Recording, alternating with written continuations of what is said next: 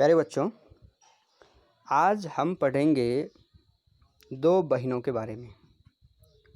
बहनें कौन सी हैं? गीता और वाणी। गीता और वाणी। देखिए प्यारे बच्चों,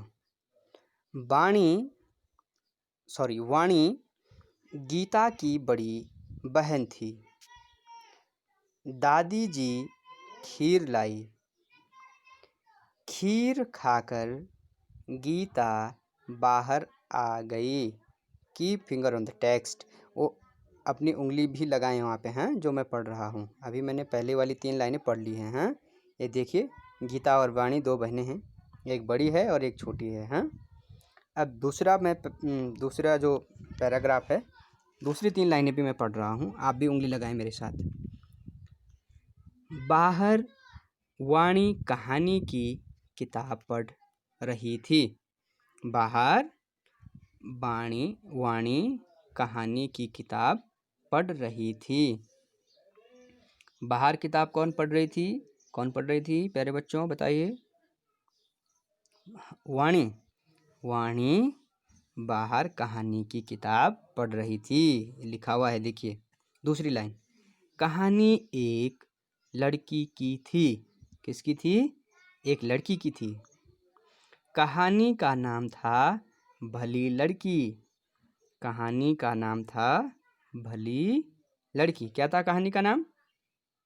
भली लड़की। हाँ, लास्ट 2 लाइन्स देखिए, लास्ट में आइए मेरे बच्चों। वह लड़की बड़ी भली थी। कैसी थी? बड़ी भली। भली मीन्स अच्छी थी वो। वह सबकी मदद करती थी। वह सबकी मदद करती थी। कौन करती थी सबकी मदद? वह भली लड़की सबकी मदद करती थी। जिस कहानी को वाणी पढ़ रही थी, उस कहानी में जो भली लड़की थी वो क्या है? सबकी मदद करती थी, इसलिए वो भली थी, अच्छी थी। तो प्यारे बच्चों, ये कहानी जो है गीता और वाणी के बारे में हमने पढ़ी। आप इस कहानी को, अभी तो आपने मेरे साथ पढ़ा, फिर से आप अपने मम्मी पापा के साथ भी इसको पढ़ सकते हैं। लेकिन जिस शब्द को आप पढ़ोगे उस शब्द पर आप अपनी फिंगर का टिप भी वहीं पे होना चाहिए। हाँ, आपकी उंगली भी वहीं पे होनी चाहिए। जैसे पहली लाइन है, वाणी गीता की बड़ी बहन थी, ऐसे पढ़ना है, ठीक है। तो कल मैं आपसे प्रश्न भी पूछूंगा और आपके मम्मी पापा से भी बात करूंगा कि कौन बच्चा पढ़ रहा है और कौन नहीं। तो अच्छे से घर में गीता और वाणी के बारे में आपने पढ़ना है।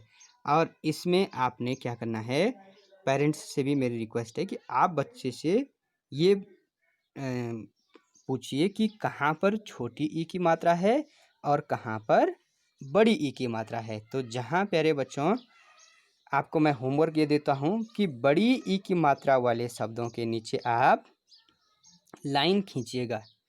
क्या खींचना है? लाइन खींचनी है। किसमें? जहाँ पे बड़ी ई की मात्रा है। तो आपको ये ढूंढना है, क्योंकि हमने कल तक क्या पढ़ा? हमने बड़ी ई की मात्रा वाले शब्द। तो बड़ी ई की मात्रा वाले शब्दों के नीचे आपने एक लाइन खींचनी है, उनको अंडरलाइन करना है उस शब्द को। और छोटी ई की मात्रा वाले शब्दों को आपने सर्कल करना है, उसके बाहर क्या है? आपने गोला बना देना है। प्यारे बच्चों, आज के लिए इतना बहुत है। Thank you so much.